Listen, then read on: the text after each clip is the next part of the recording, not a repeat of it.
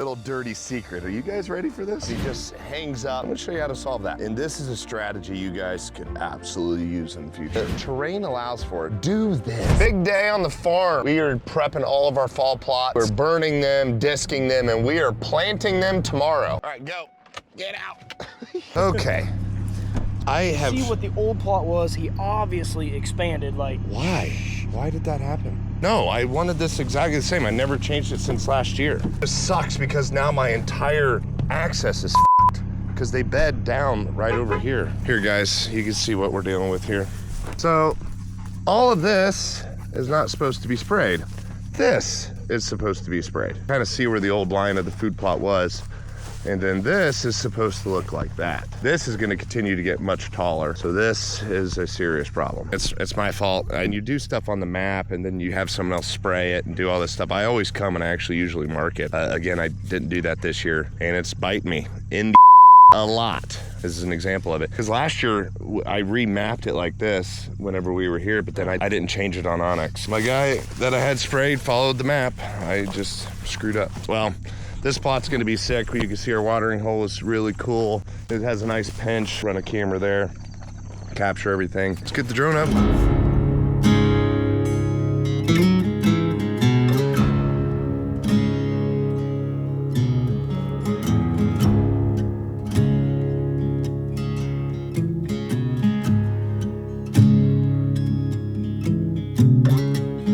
Alrighty, everybody. Oh, what is that, a little smudge on there? Can't be having that. Well, we just got done with this first step of the food plot. I wanted to show you guys some food plot architecture. And this is a strategy you guys could absolutely use in the future. It is critical for killing these big deer. So this is to solve the problem. If you've ever had a big buck come out in the food plot and it's right before dark and he steps out and he just hangs up and never comes in. I'm gonna show you how to solve that. Right there's my blind. And here is kind of the shape of this plot. So it goes all the way back to the timber.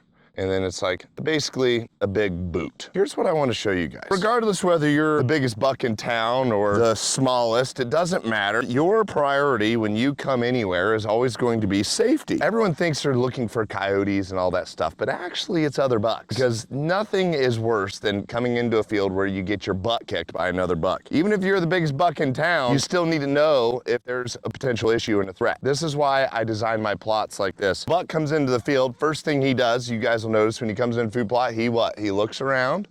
He's checking and seeing what is there. He's checking for other bucks. He's also checking for does. If a buck comes out over here, he knows if you look, you can't see around this corner. He comes out over here, he's gonna feed up here. What he doesn't want is be caught off guard by a deer coming around this corner, or if a deer comes out down there, he can't see what's over here. So if a deer comes out, he will absolutely make his way across this food plot and then check out the food plot and then check what's over here and vice versa. Now, right in this pinch, I also have a watering hole. This is a really important strategy the way I designed it. So we got a watering hole, one camera on the watering hole. Deer comes out, he's eating for a little bit. He'll get thirsty, come over here. Boom, he's right in bow range. It looks further than it is, about 28 yards. And then he comes out, he's feeding. He's gonna wanna see what's over here, especially pre-rut. Late October, this is gonna be critical. He will come right over here, come around this corner and check to see if there's any does,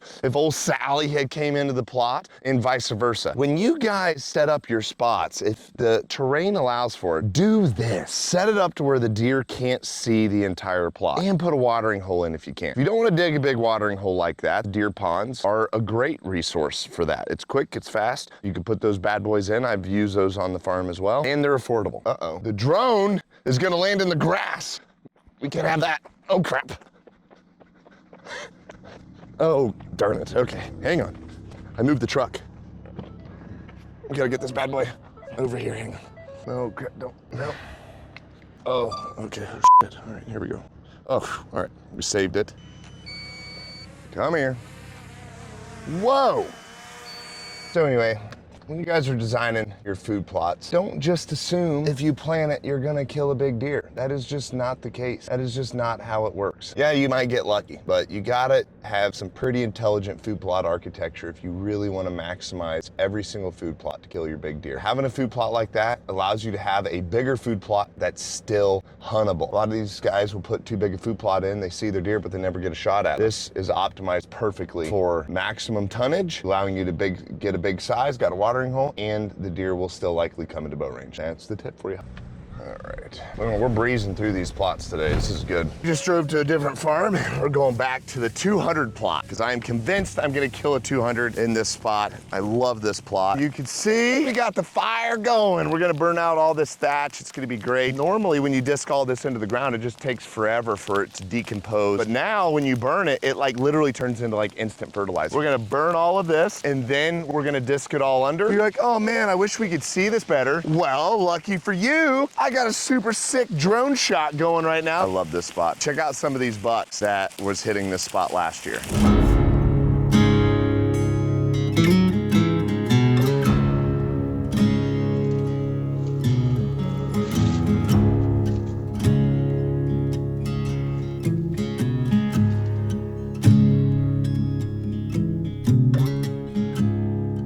Yeah, these things are freaking tankers. And so we let all those go. We didn't shoot a single one of those bucks. We're excited to see if any of them come back this year. A lot of them don't come back until late. What do you think, dude? A little hot. That tree's gonna go. Yeah, that tree sucks anyways. It's a thorn tree. Good, I hate that tree.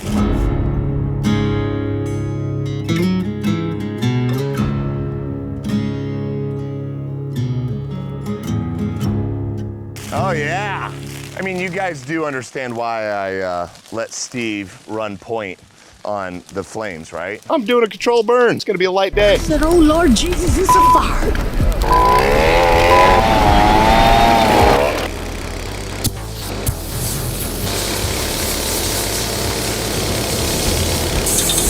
Holy smokes. My wife is gonna kill me. I was an idiot and burned up my freaking awesome truck. And everyone that thinks that that was for likes, it wasn't. That was my favorite truck. And that was like during COVID. All the truck prices were skyrocketed. I couldn't even replace it. That was a bad idea. We live and we learn. Here we go.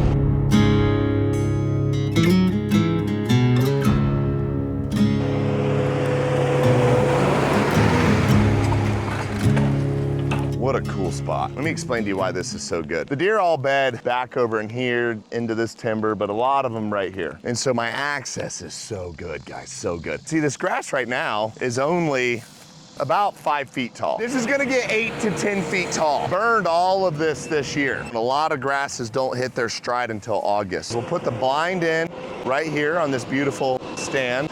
Just kidding, we're gonna put in a better one. And then I will mow a trail straight out, come in through the corn, straight in. There's no chance a deer will see me, be hidden in the grass. And I can get out of the blind and get in the blind consistently day after day without being busted. It's taken an army this year because I've been so freaking swamped with work. I needed the help. So I'm grateful that Steve came. It's been a hell of a year, so I'm hoping we'll get on some big ones.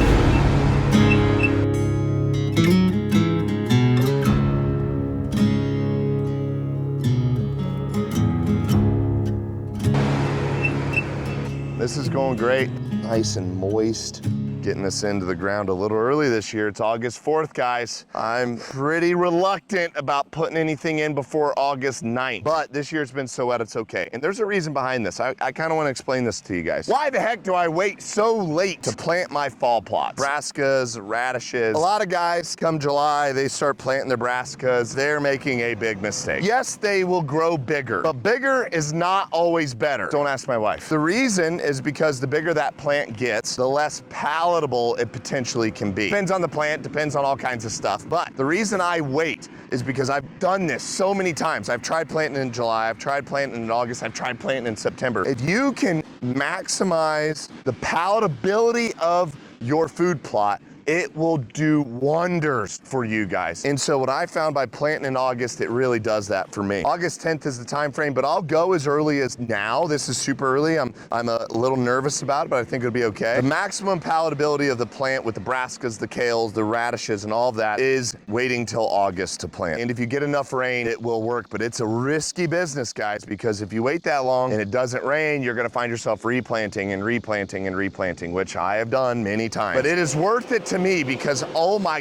gosh, does it make a big difference. You get a food plot that is so unbelievably tasty, they will come earlier. If someone's out there saying, oh, the deer don't care. Bull crap. If I cook a steak to where it's burnt and it's well done, would you still eat it? Yeah, I mean, if you have other options, it may not be your first choice. If you're starving, for sure, you'll eat anything, right? Now, let's say I cook that steak to medium rare. It is perfect. It is amazing. It is marbled. It has everything you hope for. Are you gonna be excited to eat that? Oh yeah. Are you gonna get out of your bed a little earlier? Maybe because you are liking the flavor of that steak so much and you're looking forward to eating it? Oh yeah. The goal isn't getting the deer to eat it. The goal is getting the deer to eat it before dark. That is why you need to optimize all of your food plots, do the fertilizer, optimize everything you possibly can to your budget. Like I can't afford food plots. I can't do anything like that. I've been there. I've killed a lot of deer, multiple 200s with no food plots. I killed lightning with no food plots, good old fashioned woodsmanship. I killed wires with no food plot, 5 acres. I killed this deer last year on 11-acre permission piece, 208, Big Tony, no food plot. I've killed 3 of my 7 without any food plots. So you don't need them to kill the deer. All right, so what do you do if you don't have food plots? Like, how do you optimize your area? This is great. I'm gonna teach you guys this. This is so cool. This is a little trick. You could probably even do this on public land, and it's a little dirty secret. Are you guys ready for this? We all know deer love acorns. We all know the white acorns are the best acorns for whitetails. However, when you go through the woods, there's 8 billion trees, so how do you